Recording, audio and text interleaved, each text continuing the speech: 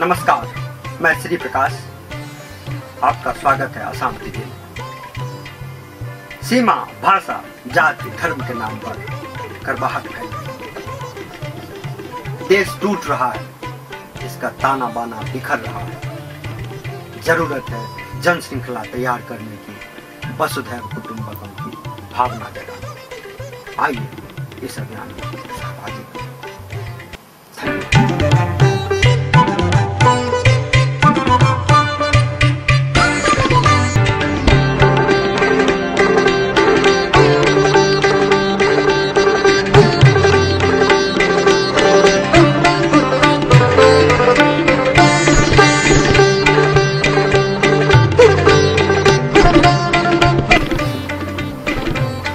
नमस्कार, कार्यक्रम में आपका फिर से स्वागत है। आगे बढ़ने से पहले आइए देखते हैं।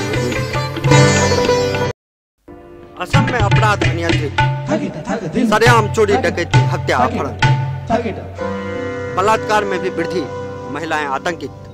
जहां लगातार अपराधियों का मनोबल बढ़ता जा रहा है, वहीं सुरक्षा बल सांप गुजर जाने के बाद लकीर पीटते रहते हैं। जान माल की सुरक्षा देने में विफल पुलिस लोगों की परेशानी का सबब बनी हुई है। राज्य में कानून व्यवस्था की स्थिति लगातार बद से बदतर होती जा रही है। लोग अपराधियों के रहमो करम पर जी रहे हैं। इसका गहरा क्षोभ देखा जा रहा है। तरुण गोगोई के 13 वर्षों के शासनकाल में अपराधियों का पूरी तरह असम में साम्राज्य रहा। आइए देखते हैं इस रिपोर्ट में। चाहे वह असम का सुदूर ग्रामीण इलाका हो या चकाचौंध भरा गुवाहाटी जैसा शहर, अपराधी बेखौफ होकर चोरी, डकैती, हत्या, बलात्कार, लूट जैसे जघन्य अपराध को अंजाम देते हैं। राज्य का कोई गांव, शहर, मोहल्ला अपराधों से अछूता नहीं है। और तो और राज्य की राजधानी गुवाहाटी शहर में तमाम चाक चौबंदी के दावों के बावजूद पुलिस की नाक तले अपराधी वारदात कर जाते हैं। इस शहर में मुख्यमंत्री और उनका मंत्रिमंडल पूरे लाव लश्कर के साथ सड़कों से गुजरता है। असम पुलिस के डीजीपी, आईजीपी समेत 100 के करीब उच्च पदस्थ पुलिस पदाधिकारी, अर्धसैनिक बल, सैन्य बल समेत हजारों हजार सुरक्षा बल सड़कों से गुजरते हैं। लेकिन दिया तले अंधेरा जैसी बात है।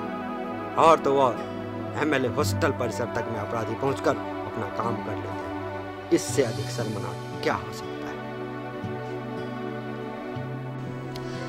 पिछले कुछ वर्षों से गुवाहाटी में अपराधों की संख्या में वृद्धि हुई है।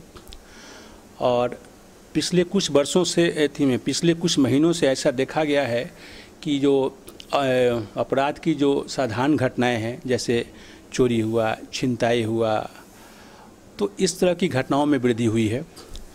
और शाम के समय में लोग सुरक्षित नहीं हैं। कई ऐसी घटनाएं अभी देखने को मिली है कि शाम में किसी का चेन छीन लिया गया, किसी के हाथ से रुपयों का बैग ले लिया गया। असम पुलिस बल की कुल संख्या 64,000 है। खाली के 14,365 पदों को भर दिया जाए तो असम पुलिस बल 75,559 हो जाएंगे। इनके अलावा अर्धसैनिक बलों, सेना आदि को मिला दें तो कई लाख सुरक्षा बल हर समय राज्य में रहते हैं। फिर भी यह हालात है कि अपराधियों ने बीते 13 वर्षों में 4,948 लोगों की हत्या कर दी और 4,767 लोगों को घायल कर दिया। पुलिस लोगों की हिफाजत क्या करेगी, खुद भी अपराध के आगे हतप्रभ है। इस दरमियान सैकड़ों सुरक्षा बल भी मारे गए और 1,000 के करीब सुरक्षाकर्मी घायल। पुलिस प्रशासन को इस चीज़ को गंभीरता से लेना होगा।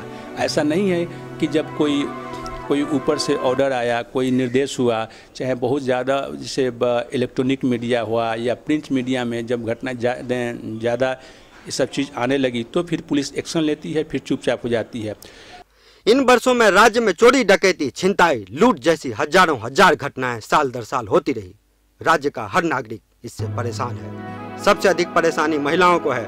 आतंकित कर देने वाला सच यह है कि बीते महज 4 महीनों में मां कामाख्या की धरती पर 6,585 महिलाओं का बलात्कार हुआ।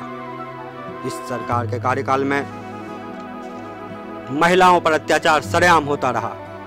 सरकार के इस कार्यकाल में 3 वर्षों में महिला अत्याचार की 54,000 घटनाएं हो गई। और तो और चालू वर्ष के बीते 7 महीने में 1202 महिलाओं का बलात्कार, 12,167 महिलाओं पर अन्य अत्याचार की घटनाएं घट गई। यह शासन और प्रशासन कम से कम माँ, बहन और बेटियों की सुरक्षा नहीं दे सकता, उससे और क्या उम्मीद की जा सकती है। महिला से संबंधित अपराधों में वृद्धि हुई है। गुवाहाटी में पहले ऐसा नहीं था। पहले इस तरह के अपराध कभी कभी सुनने को जो है ना मिलते थे, लेकिन अभी कुछ वर्षों से देखा जा रहा है कि महिला अपराधों में, जैसे दिल्ली और देश के दूसरे भागों में जिस तरह अपराधों में वृद्धि हो रही है, उसी तरह महिलाओं से संबंधित अपराधों में यहाँ भी वृद्धि हुई है। सवाल उठता है कि इतने बड़े तामझाम और लाव लश्कर होने के बावजूद आखिर अपराध पर नियंत्रण क्यों नहीं होता है? आखिर सुरक्षा के नाम पर क्या हो रहा है? आइए इसकी पड़ताल करते हैं। पुलिस रिफॉर्म, पुलिस मॉडर्नाइजेशन और सोशल पुलिसिंग के ऊंचे दावों के धरातल की सच्चाई यह है कि महज कागजी घोड़ा दौड़ाया जा रहा है। सच्चाई यह है कि पुलिस वर्दी का दुरुपयोग कर रही है। भ्रष्टाचार का सबसे बड़ा अखाड़ा है पुलिस थाना। राज्य के राज्यपाल महोदय हों या मुख्यमंत्री जी, सभी जानते हैं पुलिस थाने में क्या होता है, फिर भी इस पर अंकुश नहीं लगाई जाती है। यही है अपराधों के नियंत्रण से बाहर होने का प्रमुख कारण। आप शिकायत लेकर एसएसपी के पास चले जाएं या फिर मंत्री के पास, थाना में वही होगा जो होता है। अधिकांश मामलों में पुलिस अपराधी का ही साथ देती है। अपराधियों से पुलिस की साठगांठ है। अवैध हथियार हो या आपराधिक क्रियाकलाप, पुलिस संरक्षण दे रही है। पुलिस के निचले स्तर पर, थाने के स्तर पर अपराधियों के साथ मिली भगत भी होती है।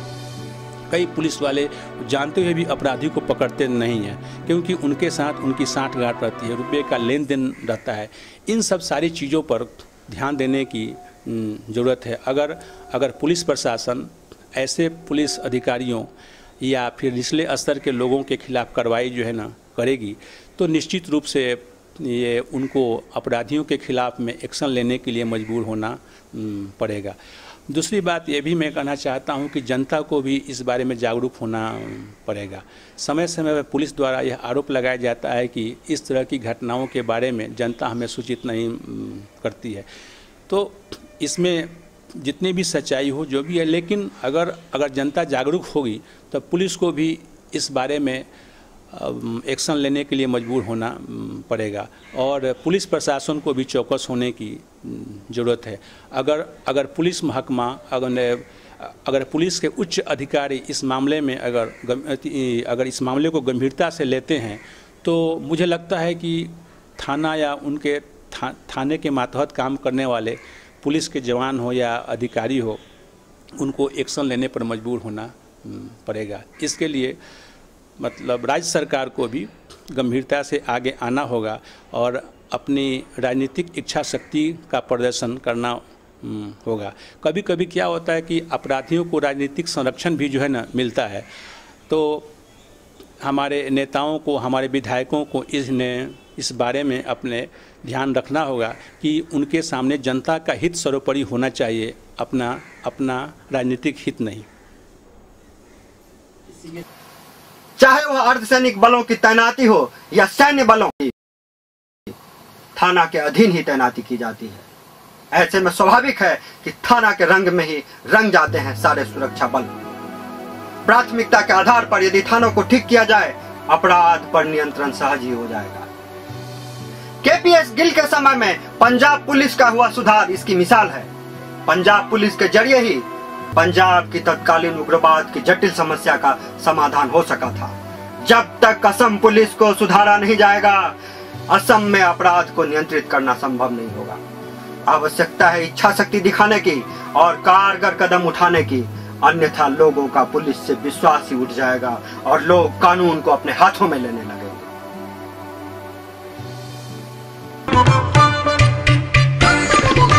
अब समय हो चला है इस कार्यक्रम से विदा लेने का, लेकिन असम की